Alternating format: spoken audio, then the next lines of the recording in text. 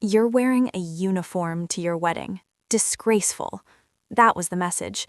5 sharp words from a number I hadn't saved in years, yet I recognized it instantly. My father, retired Colonel Frank Holstead, former 82nd Airborne, full bird, and perpetually disappointed in his only child. The screen of my phone glowed in my hand as I stood just behind the closed chapel doors, my heartbeat steady beneath the crisp fabric of my white navy dress uniform.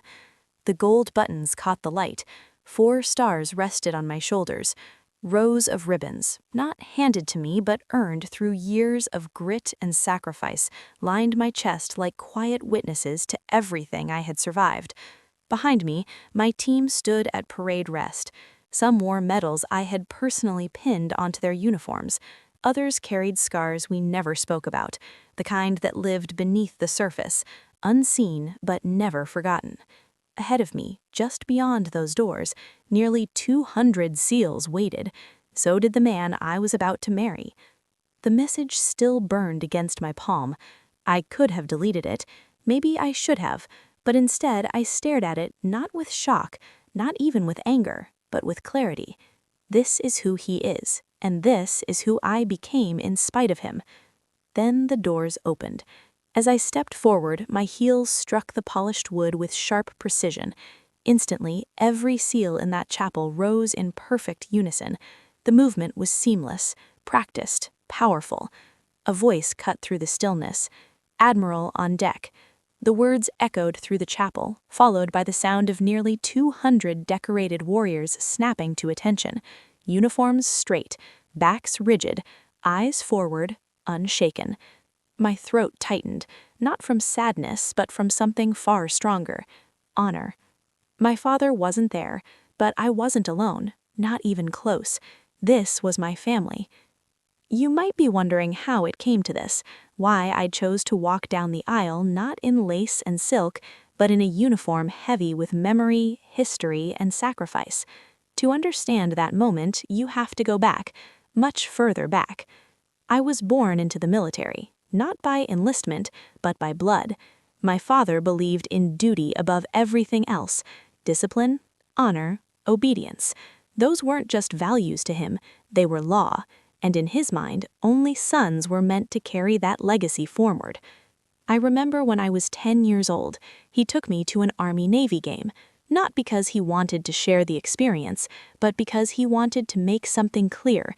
We stood side by side as the teams took the field, and without even looking at me, he said it: "You'll never wear those colors. Leave the uniform to men who can handle it." I didn't cry. I never did. Instead, I listened. I watched. I remembered. My childhood was surrounded by reminders of what I wasn't allowed to become. His medals were displayed in a glass case I wasn't permitted to touch.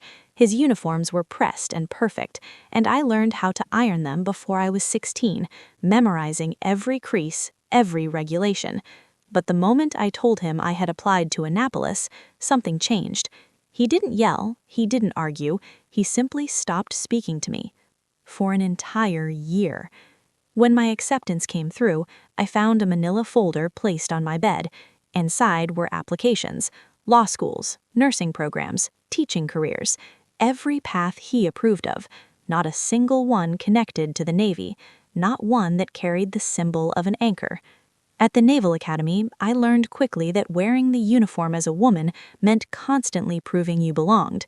Every step felt like walking a line twice as narrow, twice as unforgiving. I worked harder than most, studied longer, pushed further, and slowly, piece by piece, I earned my place. Every promotion came with the same ritual.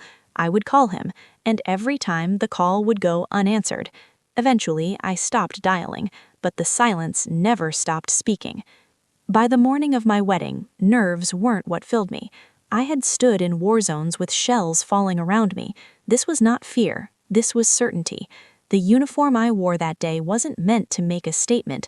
It was a reflection of truth.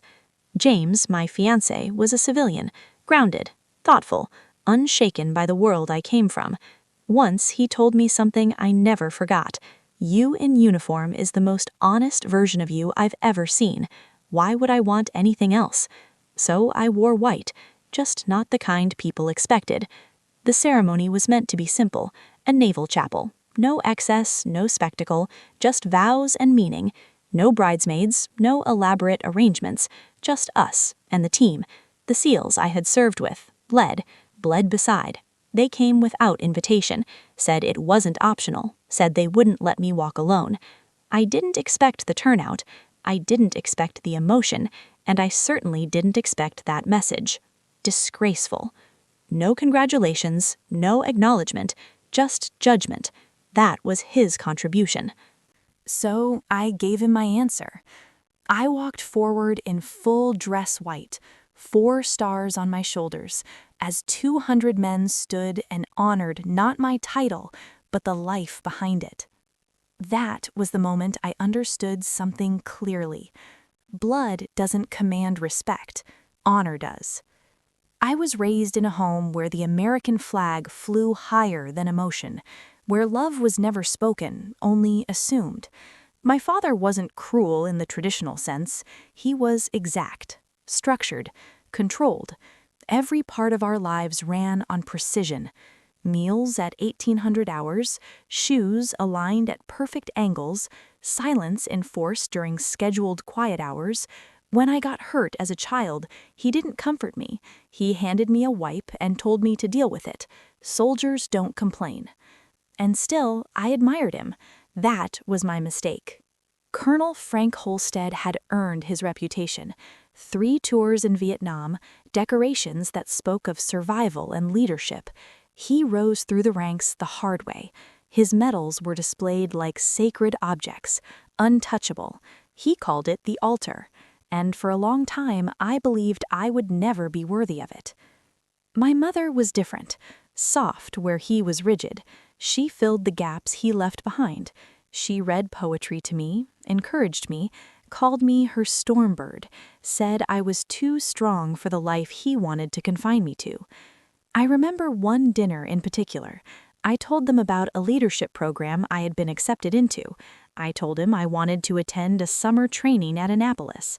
My mother smiled with pride. My father didn't even look up.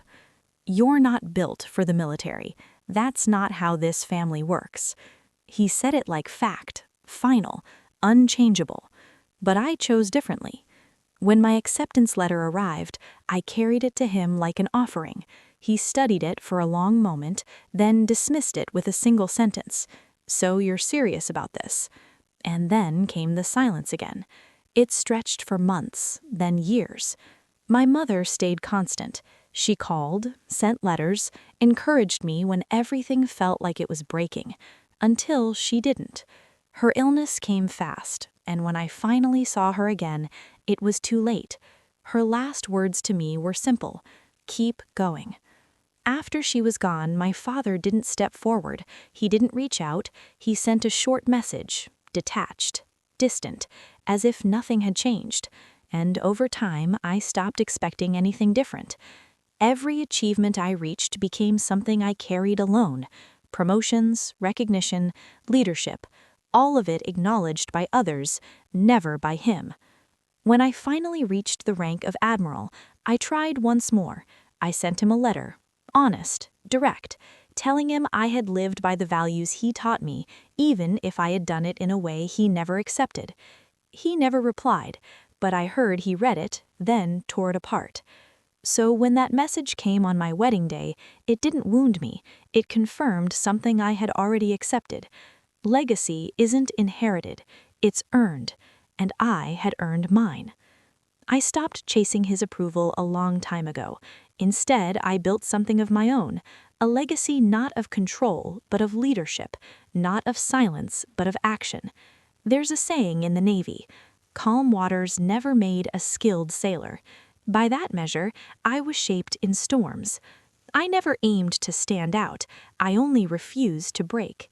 My career took me across the world: Okinawa, Somalia, Korea, Bahrain, each place shaping me further, each challenge testing something deeper.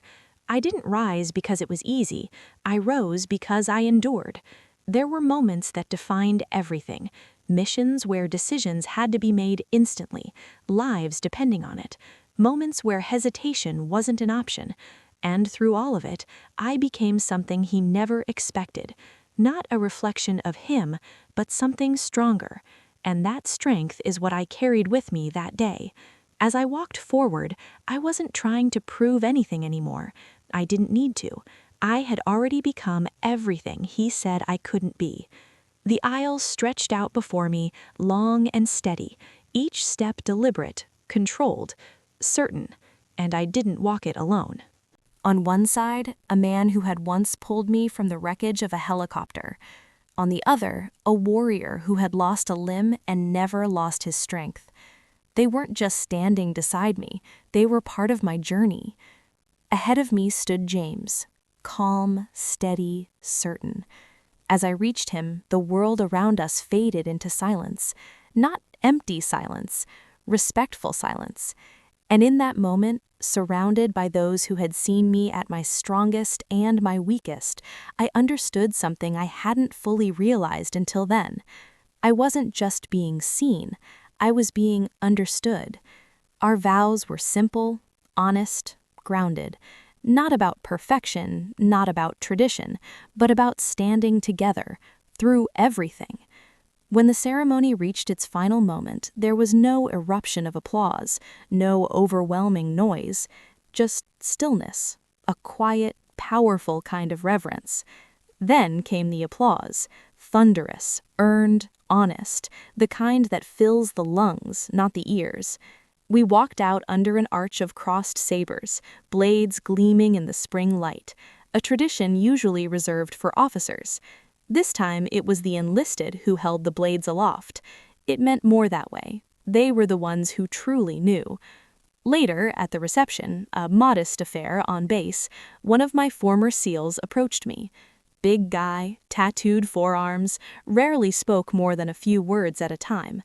He looked down at my boots, then said, "We never stood for you because of your rank, ma'am. We stood because you never made us feel small." Then he hugged me tight, like a brother. I wasn't used to being embraced like that, not outside the battlefield, but I let myself accept it. Not because I needed comfort, because I had earned it. Around midnight, the crowd thinned. The cake had been cut, the toasts were over. I stepped outside to catch some air. The moon hung low over the waterline. James found me there, arms folded, watching the waves. He asked gently, "Did you hear from him?" I nodded. He waited. Then I said, "He called it disgraceful." James didn't react right away, just stood beside me for a moment. Then he asked, "Do you believe that?" I looked down at my uniform, the gold trim, the ribbons, the stars. I thought about the SEALs rising to their feet, about the respect in their eyes, the quiet dignity of their salute. I looked back at James. "No," I said, "I don't."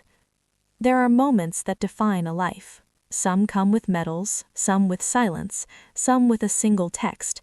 But others, they come with a room full of warriors who don't have to stand, but do. It happened 3 days into our honeymoon. We were in Maine. James had found a quiet coastal inn, the kind with creaky floors and the smell of sea salts soaked into the walls. No press, no pomp, just us. Foggy mornings and blueberry pancakes made by someone's retired uncle named Roy. I hadn't looked at my phone since the ceremony, but that morning James gently handed it to me. "You should see this." There was a message, not from my father, from my cousin Claire. A single photo, no caption. It was the parking lot of the chapel, taken from across the street. In the corner, unmistakable in his rigid posture, stood Colonel Frank Holstead, full dress uniform, arms crossed, back straight, watching, not entering. And then another photo. A moment later, the one that caught him mid-turn. Leaving. I stared at it longer than I expected. I didn't know what I was looking for. Regret? Softness? Closure? All I saw was a man who chose distance over redemption. James stood behind me, quiet, then said, "He came, but he still couldn't stand." That was when I knew The moment 200 SEALs had saluted me, he had turned his back. Later that week, I received an invitation from the Pentagon. They were hosting a closed-door event, Leadership and Transformation Roundtable on the Future of Command. The brass wanted me to give a keynote on ethics in modern leadership, not because I was the first woman admiral, but because I'd implemented systems that had actually saved lives. I almost said no. Then I remembered the young sailor who'd written me that suicide note. She's the only one who ever saw me. So I said yes. The night of the speech, I stood in full uniform under blinding lights in a room filled with ribbons and rank, politicians and power. I told stories of courage, not mine, theirs. The warriors who followed orders into fire, not because they were told to, but because they trusted the one giving them. I talked about reform not as a threat, but a responsibility. I told the room, authority isn't about being the loudest voice, it's about being the calmest in the chaos. And then I closed with this. Respect isn't inherited, it isn't given by blood. It's earned by showing up, standing up, and doing right even when no one's watching. There was silence, then a standing ovation.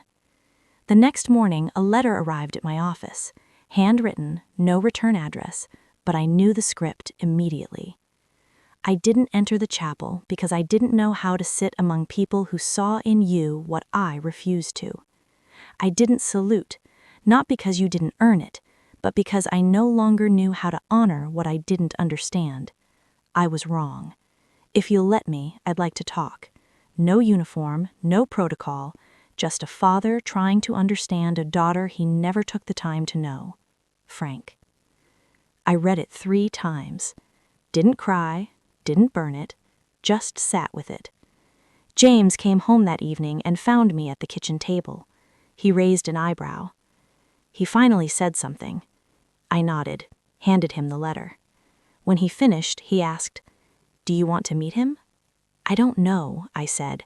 "I don't owe him anything." "No," he said gently, "but maybe you owe yourself the choice." The next week, I met him at Arlington. We stood at my mother's headstone, the grass trimmed, the silence absolute. He wore civilian clothes, slacks, jacket, no pins, no bars, no armor. Just a man, older, smaller than I remembered. I arrived in uniform not to make a point, but because it was who I was. He didn't hug me, didn't try, just said, "You look like your mother when you stand like that."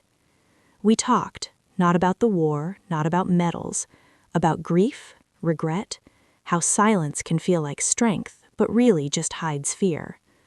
Before we parted, he stepped back, straightened, and in a slow, deliberate motion, he saluted. Not a crisp, military gesture, not perfect form, but earnest, and it landed harder than any medal I'd ever received. I returned the salute, not because he'd earned forgiveness, but because finally he'd chosen truth. That night, I lay beside James and whispered, "He saluted." James didn't ask what it meant. He just held my hand, and we fell asleep to the sound of rain on the roof. Some people think revenge is about destruction, but sometimes the most powerful reckoning is recognition. 6 months after the wedding, I received a call from Navy Personnel Command. They asked if I'd consider taking oversight of a new Joint Operations Initiative, one designed to restructure inter-branch training protocols and integrate ethical command leadership. It was the kind of project I would have dreamed of 20 years ago. Now it felt like legacy in motion. I accepted. And as part of the project, I returned to bases I hadn't stepped foot on in years, including the one where I'd first led a platoon of skeptical, stubborn sailors who thought I was just a publicity stunt. They remembered me, and they stood when I walked in. On one of those visits, I ran into a familiar name on the roster, Corporal Avery Patterson. I smiled. The little girl named after me, now in boots of her own. She told me she joined because her dad said I saved his life. Sometimes you don't realize how far your reach extends until it circles back and salutes you. Back at headquarters, I was approached about a civilian partnership with the Defense Education Initiative. They wanted to use my leadership methods to help train ROC instructors across the country. It wasn't glamorous, but it was meaningful. When they asked me what to call the program, I said, call it the Salute Standard, not for what's worn, but for what's earned. Then came the final letter. It arrived in late spring. Cream envelope, heavy cardstock, my name handwritten in block letters from my father. Inside, I watched your speech. I've read your proposals. You built a career that wasn't about proving anyone wrong, including me. You built it to save lives, and I finally see that now. I miss the standing ovation, but I hope I haven't missed my chance to stand beside you, even in a small way. Dad. He included a single photo from my wedding, taken from a distance behind the last row of pews. I hadn't known someone had captured it. In the image, 200 men stand saluting, and in the back, a lone man, arms at his sides, watching, not saluting, not yet. Weeks later, I invited him to attend the ROC keynote address. He came, sat in the back, said nothing, but afterward, as I stood outside shaking hands with cadets and instructors, he walked over, took off his cap, extended his hand. I took it. No cameras, no audience, just the two of us.